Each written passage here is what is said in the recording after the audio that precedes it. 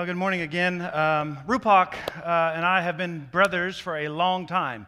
Rupak, come back up here if you would just a minute, please. You have not done near enough. And so we have not had the time to actually spend a whole lot of time together. That's going to come today and tomorrow. Are you coming? I got a sermon still to do, buddy. And we both have 2 daughters, and we both have 1 son and 1 wife. And how many languages do you speak? 14? Well, I speak a little Indian, as you know. Rupak, it is very good to have you with us today.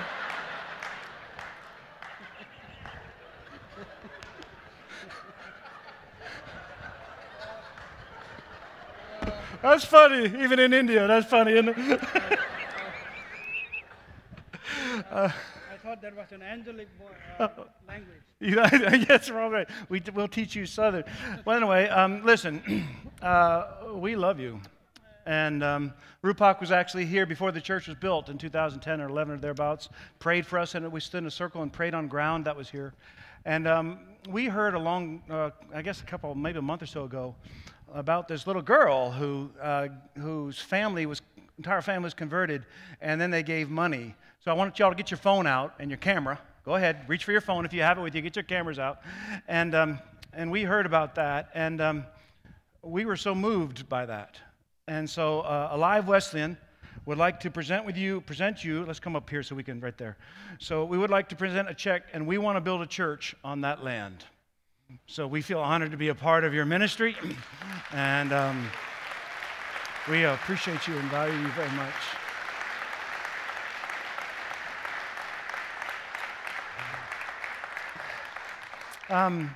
You need to understand that this is the only man I have ever met that is part of the martyred church.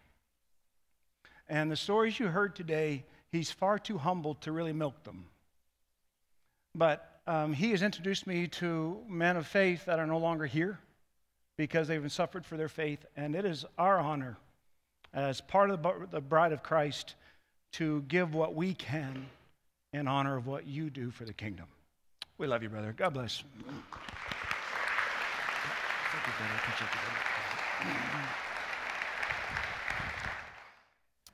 Hey, you know, when we first learned to drive, this is one of the important lessons I think that we actually share that we have to teach our children, and it's this.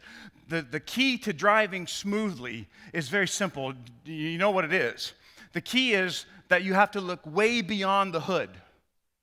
If you try to drive by just looking over the hood, you get this kind of effect, right? We're all trying to drive this way, and we're jerking this way and this way. But if we look further down the road, then the result of the drive is it kind of levels out, and it results in you being able to see what's ahead, and so you can kind of drive in a more prepared sort of way. So everybody kind of knows that we need a further point of focus to make the ride smoother. We need a further point of focus to make the ride smoother. Now, the same is true for us in how we do life and in our lives. We cannot do life well if we are constantly looking just over the hood of our lives. Nobody enjoys life when we are forced to constantly make adjustments for the urgent or suffering in the moment because we didn't look far enough ahead. We don't like overcorrecting or being jerked side to side. All of us desire a smooth kind of ride, if you will, in life. In order to have a smooth ride in life, it requires just one thing. We need something to focus on that is permanent. We need a stationary point outside of ourselves. Now listen, this is going to be Head Trip Sunday, so stay with me. I mean, this isn't the kind of thing you're going to leave here crying necessarily. But listen, it's up here, but I think it's important we grasp this. Over the last couple of weeks, I've been drawing this diagram for you. And the diagram is really pretty simple. And it's a diagram of what life looks like. And it's this. Your natural bent, all of you in the room, and the guy you're looking at, our natural bent is toward ourself. And so everybody in the room does this. We all struggle with this. And so what happens is we put the self at the center of everything we try to do. And see if this echoes as truth for you. It becomes the focus of our lives. So even how we love people, our gifts, our money, our motivations, our activities, our desires, our family, the natural part of us makes all of this go toward protecting, edifying, and lifting up self. And you have the option, I have the option of doing life with self at the center of absolutely everything. In fact, it's the default setting we all have. So if you can take an inventory of your own life right now, you would say, you know what, Tom, there are a good many things that seem to point this way. And this is what makes us, just for an example, this is what makes us pull up into the church parking lot and ignore the guys trying to park our cars, and we park where we want to. Well, that's because self's at the center. Or if you've ever been on the interstate and the lane is shut down on the left-hand side, and so you get over on the right-hand side, and then all those cars go flying up the left-hand side. Those people have self at the center. And those of us in this lane who are cursing those people are better than those people over there. And if you've ever been at a checkout line at Walmart or Ingles or something, and you see the sign, and everybody should see the sign says 12 items or less. And if you've ever stood in line and counted the items of the person who has a card over there, I've never done that, but you should get help because that's just too far. That's too far.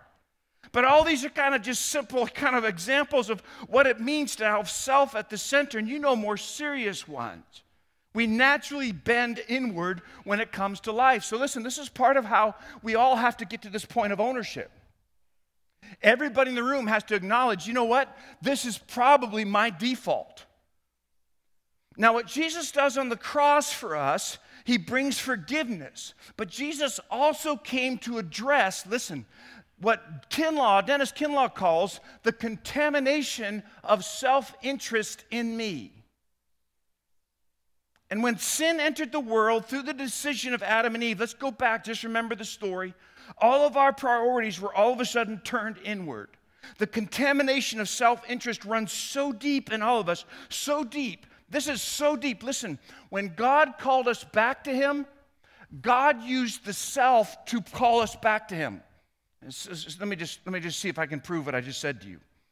When we're away from God, the only way God could get us to be interested in him again was to appeal to the self. And God knows that. And so when God called me and you back to him, when he called us to maybe to follow him for the first time, he used something like this, and I hear it all the time. He'd say, or someone will come to me, we're going to try church and hope it saves our marriage. Or I want to be a Christian because I want to avoid hell because hell hurts self. I have a pile of guilt from all these mistakes I've made along the way, Tom, and I need help with my guilt. Are you tracking what I'm saying? And so we all sort of have self at the middle. I can't break my addiction to pornography, so I'm going to try church. My life is a wreck, so I came to church. My kids are out of control, so I came to church. Now, I'm not saying any of that is bad. Don't misunderstand me. All I'm trying to do is point out to all of us in the room that even coming to God, self is at the center initially. In fact, most of us probably came back to Jesus out of self-interest. Now, the problem begins when the church stays there. The problem begins when those of us who are church people stays at the level of give to me, feed me, care for me. You can see this actually level of self-interest. This is an amazing thing. Self-interest is actually what causes the church to be judgmental of each other. Hear me out on this. When sin entered the world, it intensified some things and it deadened other things. So one of the things it intensified was our ability to see what's wrong with other people. Do you remember the Adam and Eve talk? Do you remember Adam and Eve? And they said, who's to blame? And they said, she is, he is. See, when sin entered the world, the first thing we did is it heightened our sensitivity toward seeing what's wrong with someone else. And one of the things sin deadened was our ability to see what's wrong with self. I was kind of hoping that'd be an aha moment, but apparently it wasn't, and I understand. I knew this would be tough out of the gate. See, we have this knack for seeing what's inappropriate in each other, but blindness to seeing the same thing in ourselves. That's why you can sit home and obsess about what's wrong with that person. But you rarely ever sit home and obsess about what's wrong with you. That's why Jesus told the story about the log and the splinter. Do you remember that in the scripture? That's this. Every once in a while, someone will come up and say, hey, Tom, I'm just bored. I'm bored with Jesus, I'm bored with church, and I'm bored with you. And usually it's a family member, but sometimes it's not. Sometimes it's church. And the answer to that's always the same thing. The answer to that thing is always the same thing to that issue, and that is this. Let me tell you what's happening. You are growing tired of self-interest. You are getting so wore out of coming to church, using your gifts, hoping it somehow strokes yourself.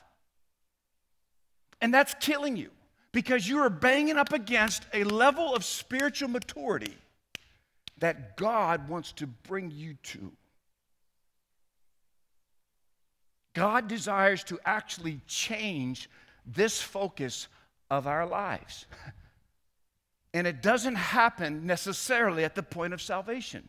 It happens as God pulls me and pulls you to a holy life where he makes us like him. And this is the process that many of us are in the room right now, but you wouldn't have identified this. And I'm hoping this will kind of put some words on your situation. You cannot break self-interest without having a consistent point of focus almost outside of yourself. In other words, you cannot make yourself less interested in yourself. Everybody breathe deep in their mind right now. I understand. We need a goal. We need a guide, and I think we need a simpler illustration, so let me see if I can help you. We need a beacon to move from a life of self-interest to something else. Because of our self-interest, we won't make progress in our lives. Hear me. I hear this all the time. Because of our self-interest, we won't make progress in our lives, in our capacity to love one another, in our health and well-being, if we don't find something besides self to obsess over. So let me give you an illustration, and it's from the world of farming, which I know very little about, so I just hope this is right. Let's say a farmer's grandson wants to learn how to plow a field. So the farmer says, son, you've got to plow in a straight line. You've got to run these furrows as straight side by side as possible. So what you need to do is you need to look across the field at something over there. Fix your eyes on it, and then you plow straight toward it. Then you'll plow a straight furrow. So the farmer leaves his grandson to kind of go at it. And he came back a little while later and found his grandson had plowed over all of creation in multiple different ways. So the farmer goes up to the grandson. He says, I told you, pick something and plow toward it. And the grandson said, I did. I picked that cow right over there.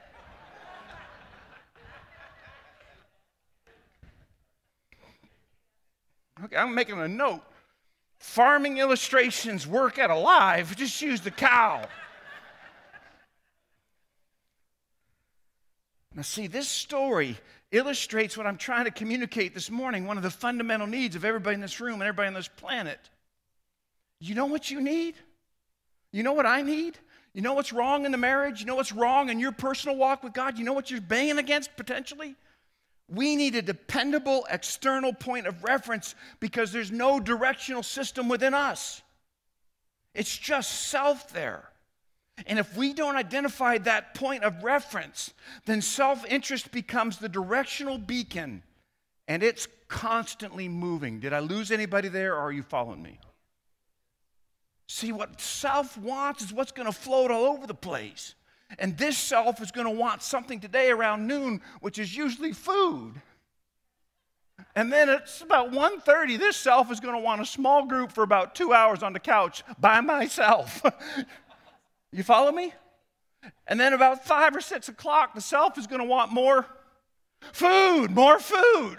You see, now that's just a simple thing, but you and I have the same thing. Imagine that at the psyche level of what the self wants. And see, when that self is directing life, everything starts scrambling all over the place. This is why people struggle with self-esteem. And they find themselves jumping from one thing to another to try and find peace and try to find some self-esteem with self still being at the center. It's why some of us have a habit of putting other people down because you struggle with the self. It's why some are ripping through relationships and leaving a wake of pain behind them because you're constantly seeking affirmation of self. It's why some have spent a lifetime trying to succeed only to fail at business, marriage, or family because you've been following the cow, not the fence post.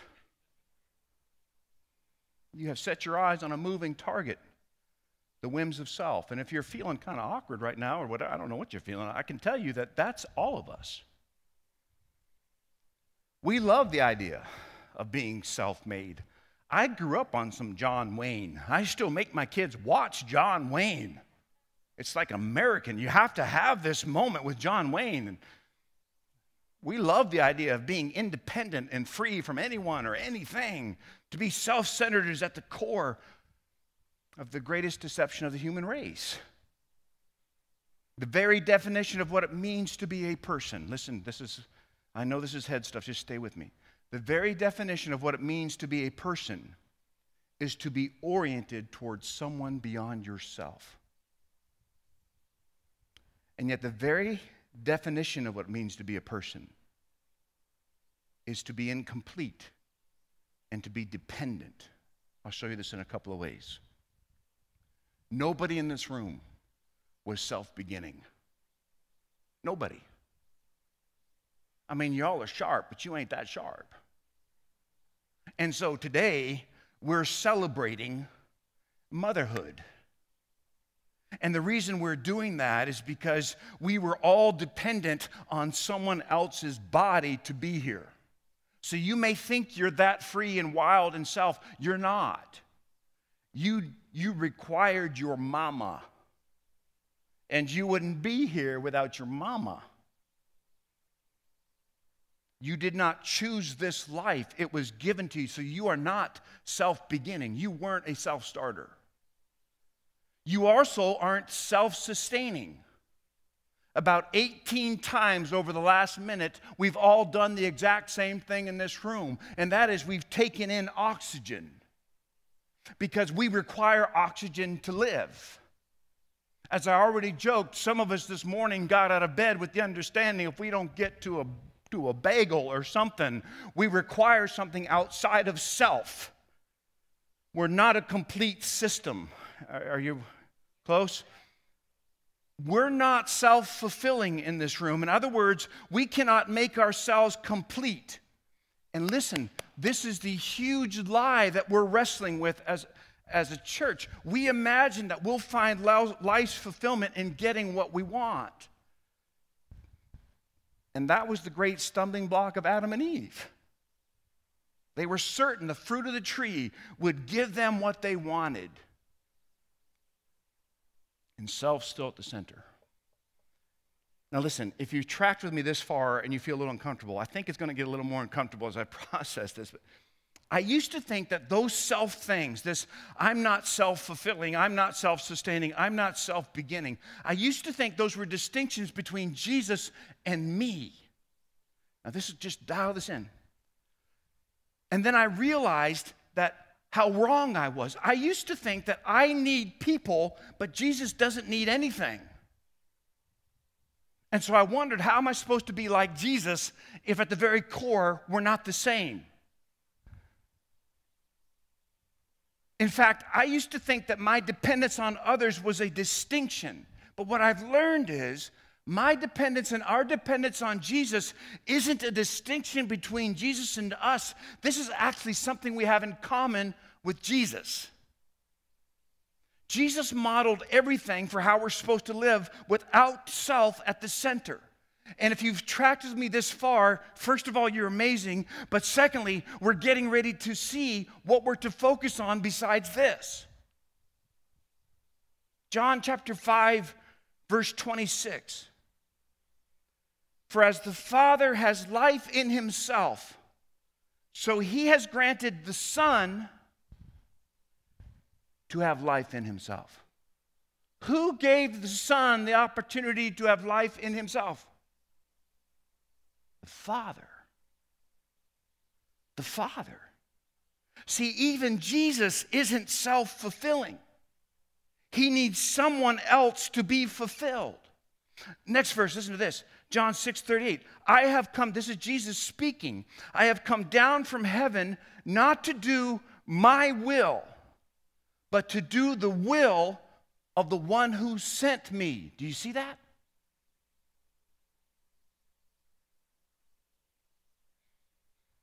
Jesus doesn't sustain himself. He said, I tell you the truth. The Son can do nothing by himself. He can do only what he sees his Father doing. Because whatever the Father does, the Son also does. Now listen, this is messing us up because I think we have some bad theology out there. I think we have this idea that Jesus didn't need anybody, therefore I shouldn't need anybody. And I want to say, as you read through the Gospel of John, you will find that is anything but true. So here's the inventory where I am right now. We're all naturally this self-centered people. Most of us agree with that when we're going through the first part of this. We all would also acknowledge there probably should be an external point of reference. Otherwise, we're going to mow all over the field beyond self. But even Jesus, the Son of God, also needed something more than himself. And we're supposed to be like Jesus. Which leads to the question, how are a self-centered people to follow Jesus in a new focus for life? What is Jesus trying to teach us about holiness and about life? I want to take you to one last passage of Scripture, and I know I'm just starting this thing, but John 8:15, these are the words of Jesus. You judge by human standards. Which is this, everybody clear? I pass judgment on no one, but if I do judge, my decisions are right because, Jesus is speaking, I am not alone. You got a mouse in your pocket? I mean you're not alone. I stand with the Father who sent me. In your own law, it's written that the testimony of two men is valid. I am one who testifies for myself. My other witness is the Father who sent me. The actual translation of that phrase is the sending me Father. And this is leading to the aha moment that I think could rock the modern church. If you allow me to be more specific, I think this is an aha moment that could totally change a life. And how we do church, and how we serve, and what we allow, what we model.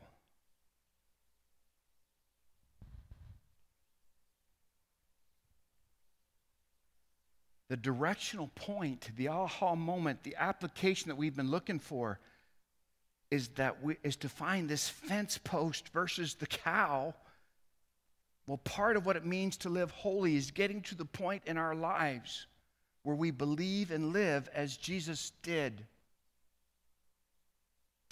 If you can identify with self at the center of your life, your next focal point, your next point of maturity is to say with Jesus, the Father can send me as He wills.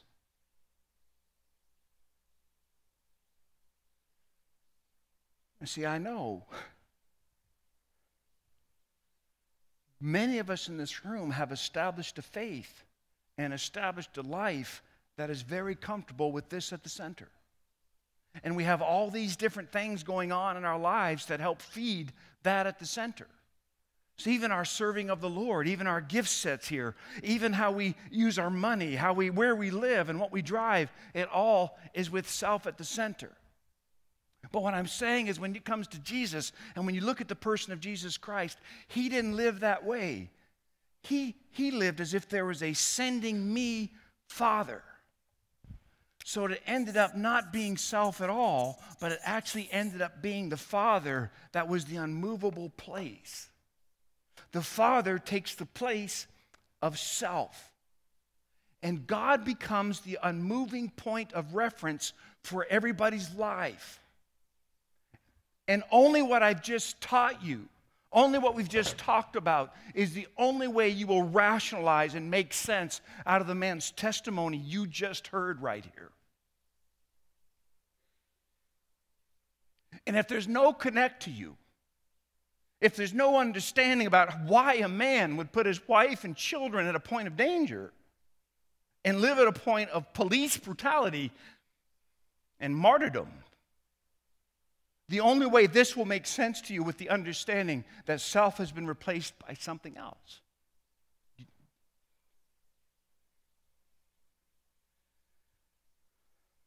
God becomes the unmoving point of reference, and I am plowing toward him, and what he wills replaces what I will and is the goal of my life. See, we become like Jesus by looking to the Father, by understanding, listen, by understanding our divine sentness. God has sent each and every one of you. God is a fence post he's waiting for you to align up on. He's the sending me Father. I have set my eyes on the unchanging one, and that will mean all kinds of change for self at the center. And his way becomes my way, and his will becomes my will, just like it did for Jesus. Because he's the sending me Father, and the center of my life is the divine fence post, the unchanging Father.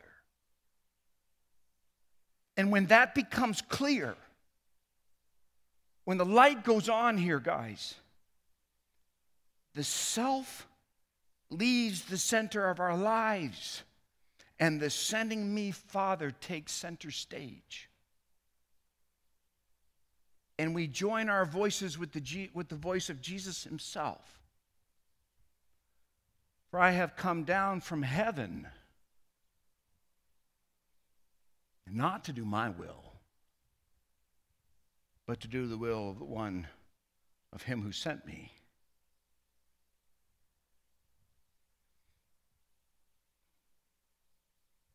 I guess what I'm trying to say is that for those who have ears to hear, let them hear. But I know some of you are frustrated in your walk with the Lord. And I know some of you find your self-esteem constantly struggling at different points along the way. And some of you are seeing a faith that sort of lacks power and vitality and life. And this is what I would say to you. You are, listen, you are as warped as we are. You are the climactic point of God's creation. And you are here only for God's pleasure and to do God's will. And if you want the next level in your walk with God, then make your prayer my prayer. Let's go together. Let's join in on this. Father, I want you to be the center of this life, not self any longer. And so whether you're a preacher or whether you're a carpenter or whether you work in a textile, whether you're a farmer, it doesn't matter. Because the Father is at the center. So whether you feel great about being a mother today or whether you feel terrible about being a mother today, whether you have great children or whether your children kind of are terrible, whether you're wealthy or not wealthy, the issue is Is the Father at the center? Is the sending me Father sending you messages? Because that's what God desires. That's what it means to be holy. And that absolutely changes everything.